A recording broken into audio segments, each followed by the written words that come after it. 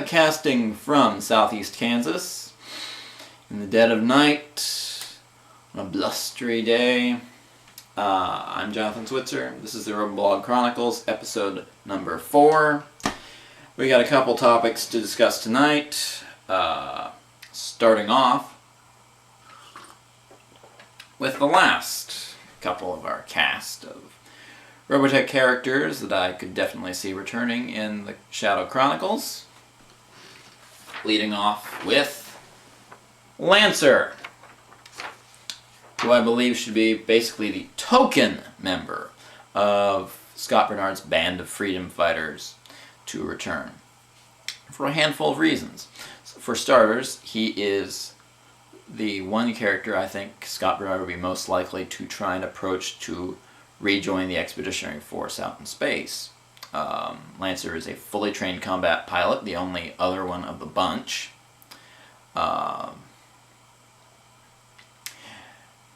And he had a set of circumstances very similar to Scott's. You know, he was part of a Mars Division group that attempted to retake the Earth, I think, 2038. I think that's the right date. And, you know, that mission ended in failure. Lancer saw a lot of his close friends die. Except that I don't think Scott will be able to convince him to go back out into space, because Scott still has that drive in him. And I don't think he'll ever lose that from losing all of the people he knew, all of the people he was so close to, and his fiancée.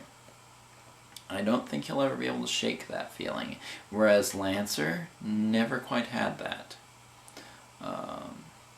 You know, Lancer's great romances have been on Earth, and you know, I think all those feelings, you know, being on Earth, all those memories being on Earth, I think that has tied him down to the planet. And beyond that, unlike Scott, Lancer has another talent he can use on Earth. He's got his music, and you know, he may have ditched his Yellow Dancer persona, but I don't think that's going to stop him from singing. You know, that's his gift, and he's going to use it. I don't think he's looking at killing as his gift at this point. But I still think he's the person that Scott's most likely to approach, and you know, from Lancer he could probably find out anything he wants about, you know, where Lunk, Annie, Brooke, and Rand have gotten off to. But the other key reason that I could definitely see Scott coming looking for Lancer is because he knows that with Lancer he'll find Sarah, Princess of the Invid. And he's going to want to find out if Sarah is displaying any of the wacky powers that Ariel is. You know, find out if Ariel is truly, you know, the special favored child of the Regis, or if both of the Regis's children that have been left behind exhibit such powers.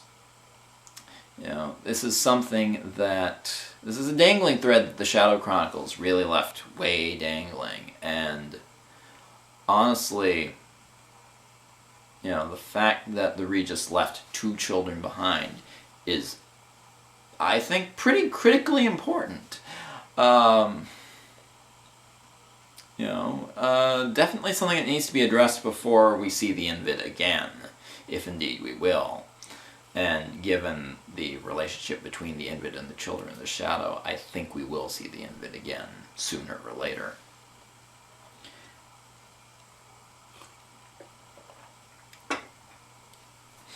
But I think this is something that's probably on Scott's mind. So, you know, since the Archangel is last seen over the Earth, I think Scott Bernard is going to probably want to, you know, stop off, you know, real quick, check in, and see what's what with Sarah. And, I'm sure Ariel will be interested in it as well. And I don't think she'd mind, saying hello to Lancer either, since, there were a couple moments there during the long journey towards Reflex Point where, she and Lancer got kind of close. Not, at this point I don't think she'd want to make Scott jealous, but, I don't think she'd be opposed to saying hi. Okay, so there's that. Moving along, I, kind of want to show this off. Something I picked up about a week or so ago. I'm sure you recognize this fellow. And if you're any kind of Robotech fan, you might even be able to recognize where particularly that was from. That is from episode number 4, The Long Wait, towards the end, as Rick looks down into Lin Min-May's eyes as she wears a scarf over her head, as a makeshift veil. This is an actual piece of animation production art. This is actually the image you see when you're watching that episode. It is marked A27 up there in the corner. Let's get that nice and tight. A27. So, if you go to your DVD, find that shot, freeze frame ahead to shot 27, that's right there, at my house.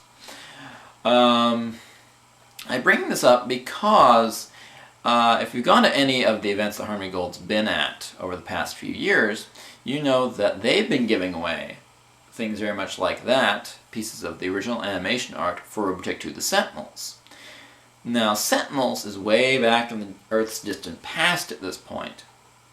So I got to thinking, they're trying to promote the Shadow Chronicles.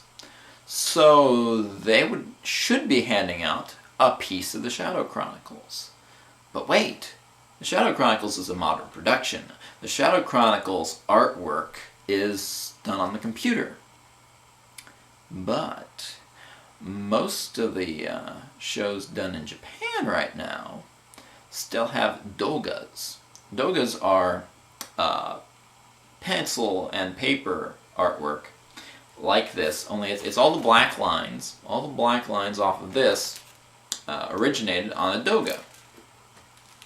And then the artist copied that onto the layer of acetate film there, and then, filled in the color with paint. A lot of the modern shows, what they do is they'll take the doga, scan it into the computer, and darken the lines, and then click, click, click, click, click the paint in on the, whatever professional program they use.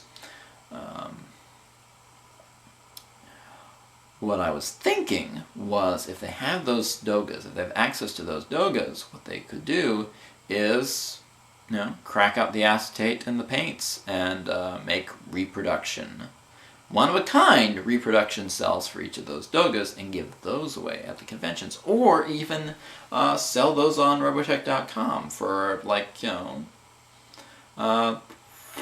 let's say $30, $40, $50, higher up for a nicer shot, since you would be selling the doga, the actual production art, along with it, or giving that away in the case of, the convention tour.